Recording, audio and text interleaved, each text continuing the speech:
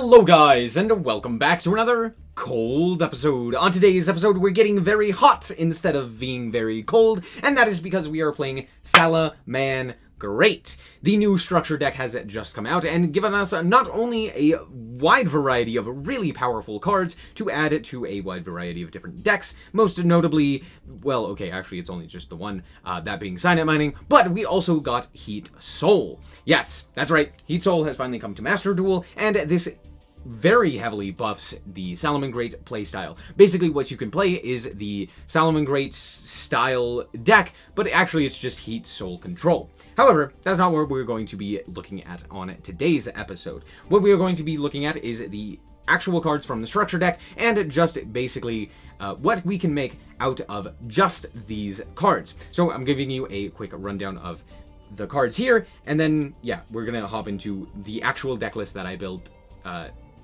using this deck. Just cards from here. And here we are with the deck lists. So, pretty simple. What we are wanting to do is go into a Sunlight Wolf to add back things like Rage and Roar, and then ending on both of those to basically disrupt our opponent. We're trying to control the pace of the game, and these are just the best ways to do it. This card can pop multiple cards on the field. Roar can negate. It's an Omni Negate. Very good. Overall, really strong. So yeah, basically we're trying to end on a Sunlight Wolf that has been Sanctuary summoned, and then with Rage and Roar. Our normal summons, we have the Triple Flame Buffalo, the Triple Balancer Lord, and the Foxy. These are basically our best normal summons that we have. So we're playing triple of this, and double Foxy.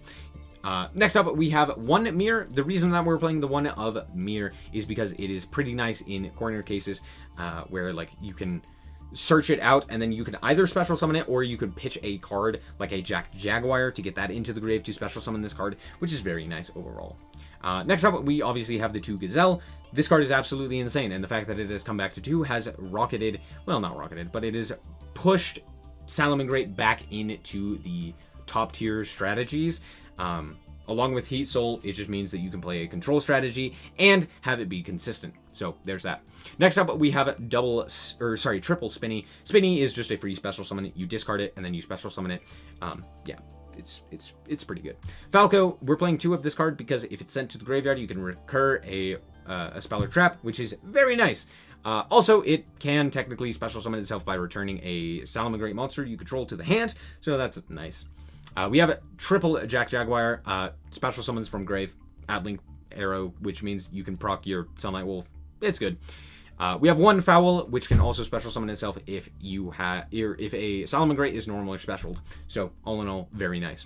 We have 2 D-Grade Buster. If you don't know what this card is, I don't blame you. This card is rather interesting. You can banish 2 Cybers from your graveyard to special summon it. It's basically a free special. It can't be normal though. You can. Then you can target a monster your opponent controls with higher attack than this card and banish it until the end phase. This is a quick effect, which means you could potentially save yourself from getting walked over by like a Blue Eyes, which does matter because Salaman Greats overall have an issue dealing with high attack point monsters. So yeah, pretty nice. Next up, we have triple Signet Mining, insane card, and probably the reason to buy this deck. So yeah, there's that. We have double Grid Rod. It makes our Cybers monster unaffected. So that's basically it. It's just unaffected by opponent's cards. There you go. We have 2 Salaman Great Sanctuary. You could cut this to 1. We're also playing 2 Will of the Salaman Great. Again, you could cut this to 1. But I like playing 2. I think it's a little bit easier. And we are playing so many Salaman Greats that it does come up where having the second one does matter. We're playing a triple Circle. This card's very just insane. Being able to add a card at quick effect speed means that you can activate it, search a card, and then recur it with something like your Sunlight Wolf, and then do it again on the end phase. Signet Crosswipe is interesting. It's just basically a pop. You tribute to Cybers, pop a card in the field. Very cool. And paired with Rage, you can pop a lot of cards. Target a Salaman Great Link monster you control that was link summoned using a monster with the same name as material. Destroy cards your opponent controls up to that monster's link rating. You're either popping 2 or 3. It's pretty nice. Roar is it's an Omni Negate. It's pretty simple. You just Omni Negate, you destroy it, pretty simple. Moving on, we have a Salaman Great Gift. This card discards a Salaman Great to either draw 1 or 2 cards. That's basically it. Oh, I guess you could either discard in order to send a Salamangreat and draw a card, or if you have one of these guys that has been Sanctuary summoned, you can draw 2 instead of sending. Next up, we have Balinks. Balinks in the grave, or on link summon, searches the Sanctuary, as well as in the grave protects your Salamangreats by banishing itself. We have Sunlight Wolf. If a monster is summoned to the link arrow, you get to add a card from your deck or from your grave to your hand. And if it is Sanctuary summoned, you can add a spell trap from your grave to your hand, which is very nice. And then we have Heatleo. If it's link summoned, you shuffle away a card your opponent, or a spell trap your opponent controls. And if it was Sanctuary summoned, you can target a face-up monster on the field, and a monster in your graveyard. The attack of the first becomes the attack of the second, meaning you can either boost one of your lower attack point monsters by something like your Heatleo that's in the grave, or you can make one of your high attack point monster or opponent's monsters lower attack points. Pretty nice. And then we have a Heat Soul, which draws us cards. Pretty simple there. Let's hop into the duels and see how this deck performs. Alright, so this duel we happened to play against another control strategy. However, we happened to go first. So we're going to start off with our Salamangreat Circle to add a Salamangreat card from our deck to our hand. Jack Jaguar just happens to be the best one for this instance, because now we are going to go Signet Mining to pitch the Jack Jaguar in order to go for our Flame Buffalo. Then we are then going to go for Gazelle here. Now, I actually do make the mistake by going for Flame Buffalo here, because, while, yes, I could normal summon it and then go for the effect. I could pitch like the Gazelle here. I think getting the Gazelle effect is obviously more valuable. So going for Buffalo here is a little bad. I should have gone for like Spinny or something. Anyway, we're going to go for the Roar off of the Gazelle. My opponent is actually going to DD Crow our Roar, which is rare, but okay. We're then going to link off the Gazelle in order to go for Balinks, and then we are going to get that Impermed, which doesn't really matter because we already have the Sanctuary in hand. So we're just going to activate the Sanctuary just to taunt them a little bit, and we're going to go for the Sunlight Wolf. We're then going to link off into the second Sunlight Wolf, and we are going to activate the effect of our Jack Jaguar to shuffle back the second Sunlight Wolf. We're then going to add the Gazelle back to hand off of our Sunlight Wolf effect. They're going to activate that in order to add our Circle to hand. The reason I go for this is because, well, obviously our Roar was banished, so yeah, kind of sad. But we do have a Signet Crosswipe, which is pretty nice. Turns out, hey, look at that. They're playing Sky Striker. Out comes the Hayate. I'm going to immediately destroy this. The reason for this is pretty simple, but I don't want them to actually get the advantage off of the Hayate. So as soon as they go to battle, we're going to pop that. They're going to go for the Ray here, and then into Shizuku. Then they're going to set one and pass. During the end phase, I'm going to add a Foxy to the hand just so that we can activate it, or normal summon it, now that we have a good normal. And with Gazelle in hand, this game should be pretty heavily in our favor. We actually draw Balancer Lord, which is pretty nice here. And, of course, my opponent happens to have Maximum Cockroach. You'll love to see it. So I am going to activate the Balancer Lord in order to go for Foxy here. And we actually see another Roar. Fantastic. This is why we play 2 of it, ladies and gentlemen. We're going to add back the Circle just so that I have it. It allows me to also be unaffected. So what I'm actually going to do here is I'm going to walk into this Shizuku here in order to force out the Ray. Ray will then go into Kaina, and since we have Circle and haven't activated it this turn, we can make our monster unaffected by monster effects specifically. Circle is a crazy card, did you know that? So we are just going to walk into their Kaina, forcing them to basically have like Engage or Perish. So yeah, but we already know that they have Engage, so cool. Turns out they have Monster Reborn, which is exactly the card that they need, on top of Engage, so kind of sad. I am going to, in fact, negate the Monster Reborn. The reason that I do this is because I thought that this card banished. It doesn't. It just negates and destroys.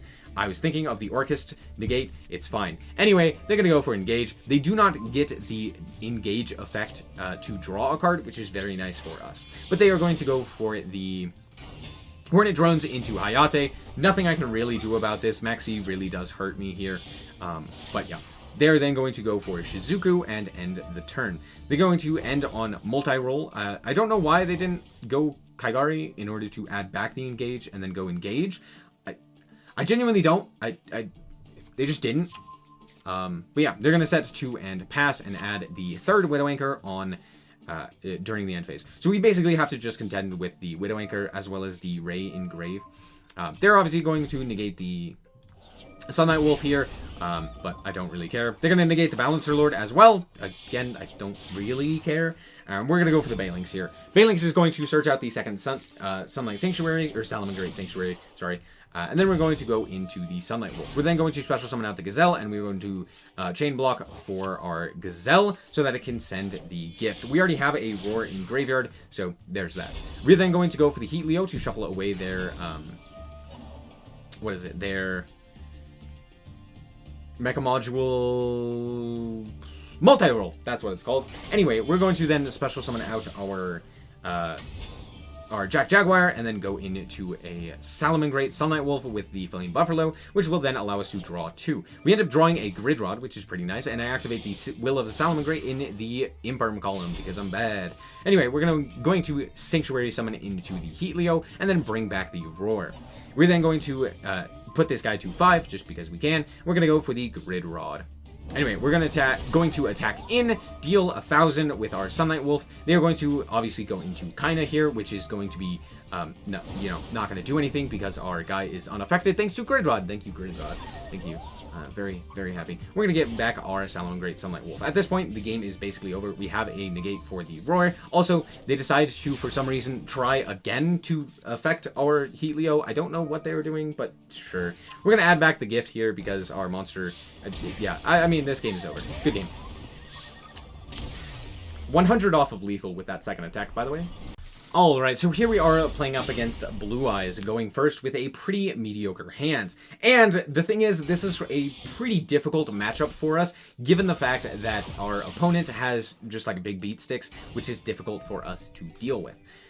But yeah, as you can see, we are going to try and attempt something here.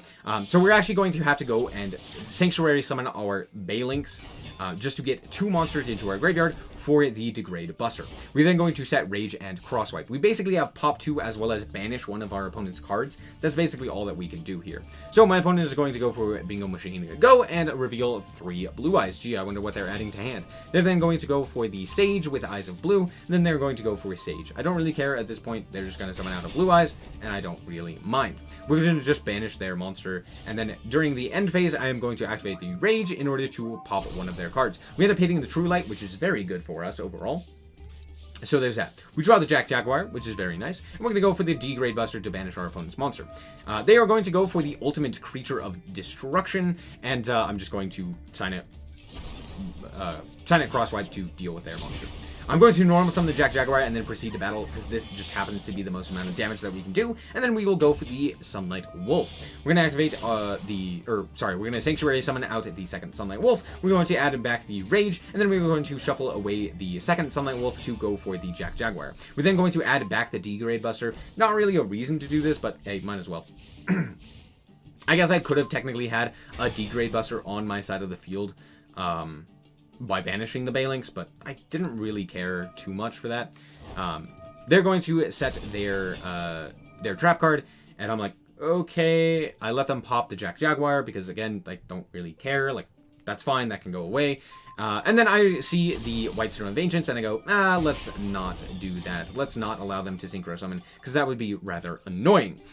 So we're going to pop their 2 cards, and then they're going to go to battle. At this point, I didn't really want them to have White Stone of Ancients in grave because I didn't want them to summon a Blue Eyes monster. That seems really annoying. So what I do is I go for the Sanctuary effect, which, if you didn't know, it has a second effect, which allows you to make your Link monsters attack 0 by paying 1,000, and then you gain the attack points, the original attack points value in life points. So I gained 1,800 there by paying 1,000. So actually I only gained 800, and then I took 6. And I protected with my Balinks, because I thought I was smart. And then I realized, oh wait, they can literally just go into Link Karibo, and it does the same thing. But they're stupid, and they put it in the Link Arrow zone, so now I get Jack Jaguar back. Let's go, baby. Anyway, out comes Jet Dragon. This card is pretty difficult for us to deal with. However, we can pretty easily go into a Heat Leo. So I'm going to normal summon this Foxy, and we reveal Circle, which is very good for us, so we are absolutely going to yoink that up. And we are going to then link off into a Balinks. And then we are going to add back the Foxy, as well as add the second Sanctuary, because why not? We're going to add back the Foxy, and then we're going to activate, we're going to go into Heat Leo here. And I know what you're saying. Why are we not activating Circle? Why are we not going for the why are we not going for the Gazelle?